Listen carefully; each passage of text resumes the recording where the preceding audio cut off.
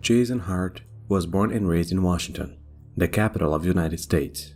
He had a peaceful childhood.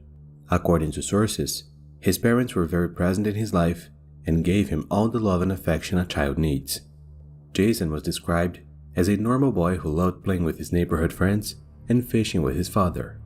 However, when he was around 8 and 9 years old, something changed in him, and the boy who was previously playful and smiling became irritable and very quiet. His parents obviously found this sudden change in behavior strange and began to investigate to find out what had happened. After much insistence, they found out through Jason himself that someone had forced relations with him, something that was later proven by tests. The boy's parents immediately informed the police, who began investigations to find out who was responsible for this abominable act. However, the only person who could help the police was Jason, who, out of fear, didn't want to say who did that to him. There was a suspicion that the person responsible was the older brother of one of Jason's neighborhood friends, or even a teacher of his who had a strange behavior. However, arrests cannot be made only on the basis of distrust. Concrete evidence is needed for that, and as the police had no proof, and Jason also didn't want to say anything, the case ended up being dropped. All this trauma had major consequences in Jason Hart's life. At age 11, he was diagnosed with post-traumatic stress and had a huge learning disability, something that had greatly hindered his intellectual development.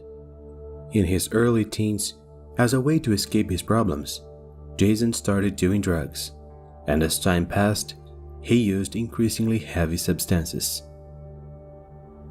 In the year 2006, at the age of 20, Jason met a young woman named Jessica.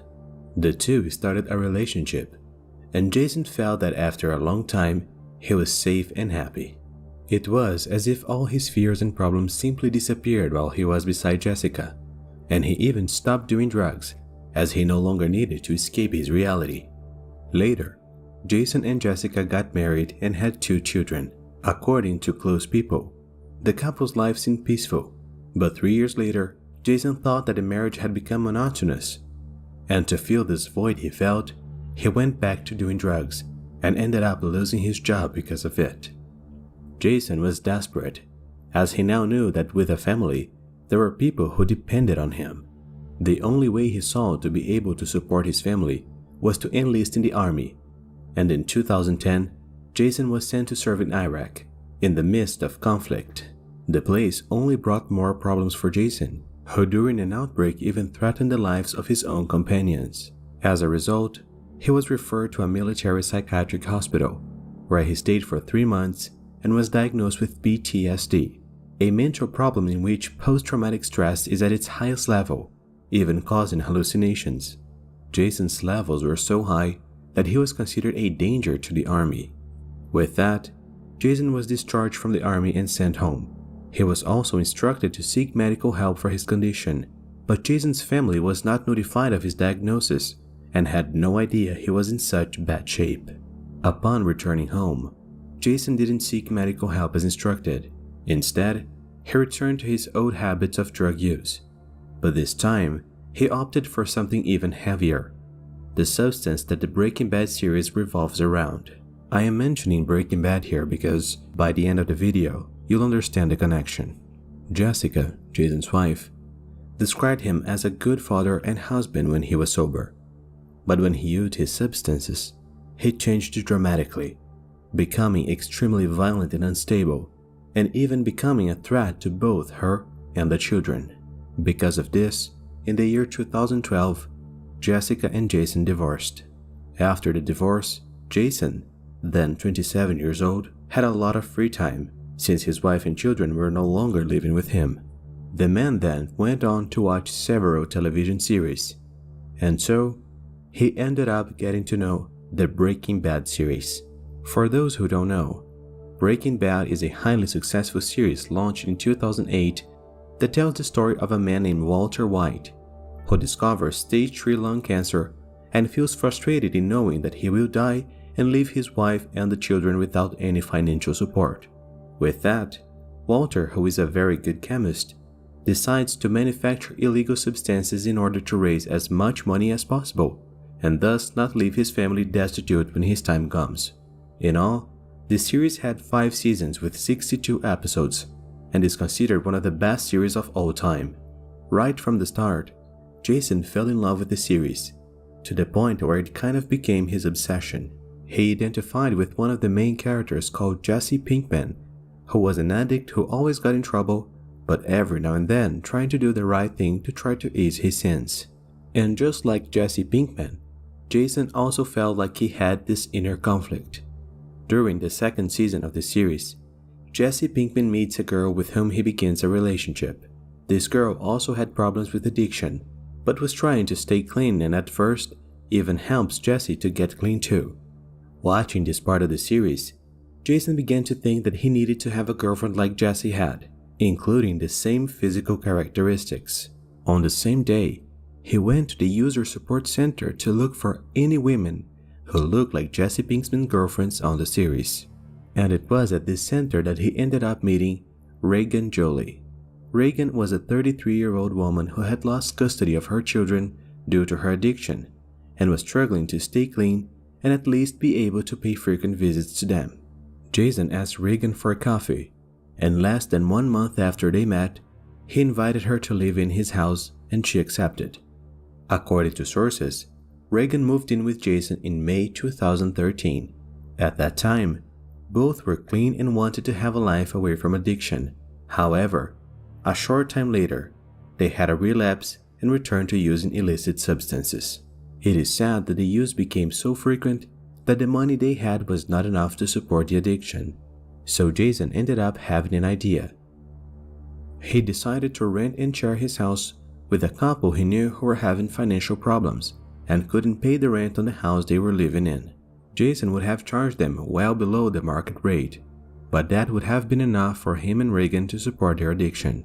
Thus, Jason and Reagan began to share the house with a couple, known as Mr. and Mrs. Saddle. 2 weeks later, the problems began to arise.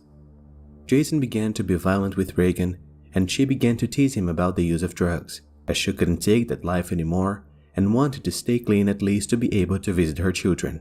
Things got so out of hand that one occasion, Jason got into a fight with Reagan and threatened her with a hammer, saying he was going to take her life, until Mr. Saddle appeared and intervened in the brawl to smooth things over. After that, Jason started to have an excessive anger towards Reagan and thought that she was responsible for his life going from bad to worse, and decided that he didn't want to live with her anymore. On June 1, 2013, less than 1 month living together, Jason was binge-watching the Breaking Bad series until in one of the episodes, he saw the 2 main characters getting rid of a body using a bathtub with acid. Jason was so obsessed with the series that he could no longer separate reality from fiction.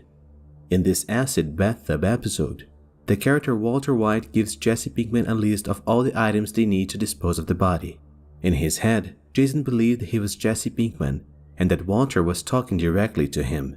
Jason then wrote down all the items that Walter had passed to Jesse, and at the same time, he got up and went downtown to a department store to buy all the stuff on the list. However, the main item was sulfuric acid, and it was not easy to find. So Jason bought a product that was used to unclog kitchen sinks and had sulfuric acid in its composition.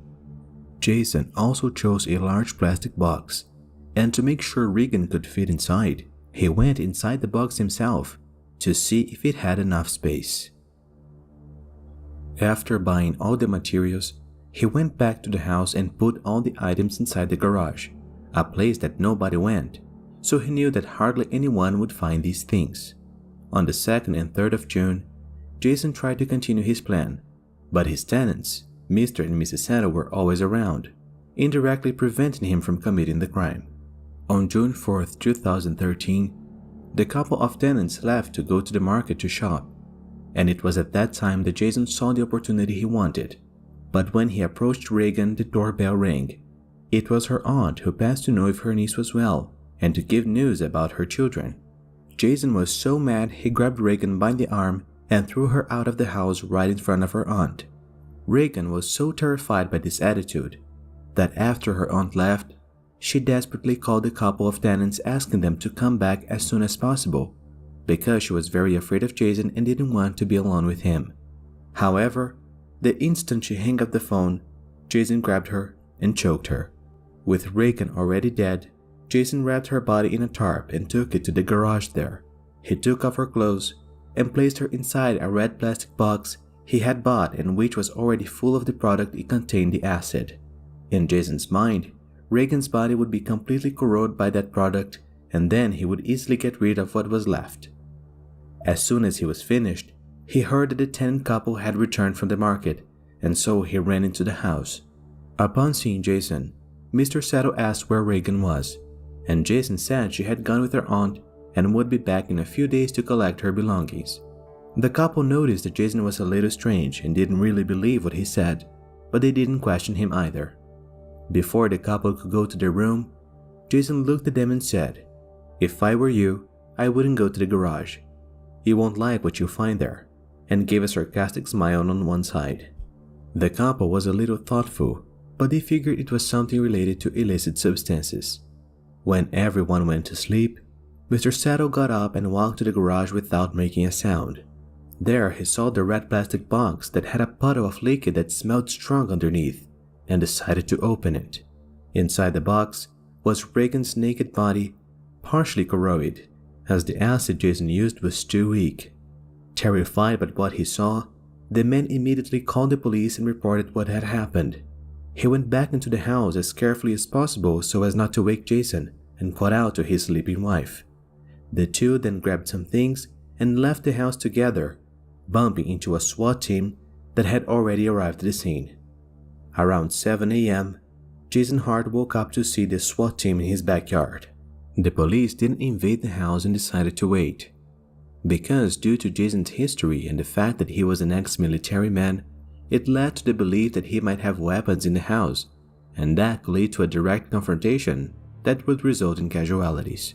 SWAT expected Jason to surrender as soon as he saw them, but for 4 hours the man held out and didn't surrender.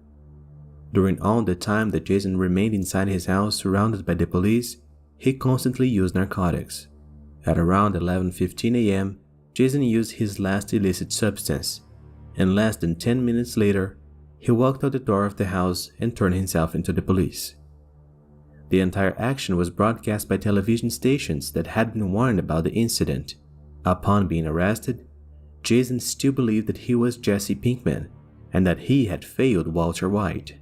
At the police department, he confessed to everything he did, and during a search of his home, the police found the DVD of Breaking Bad series still paused in the acid episode.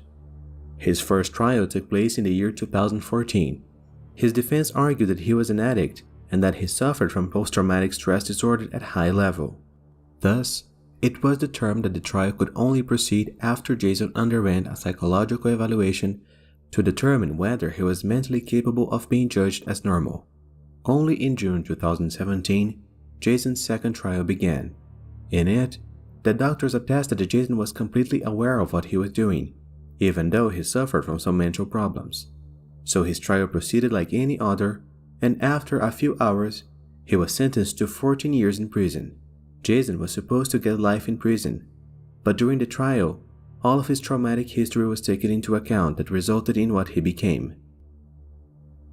After receiving his sentence, Jason apologized to Reagan's family and stated that if he hadn't been under the influence of illicit substances, he would never have been able to do what he did. Alright folks, so that's it for today. Thanks so much for watching until the end. Best wishes, and I'll see you next time.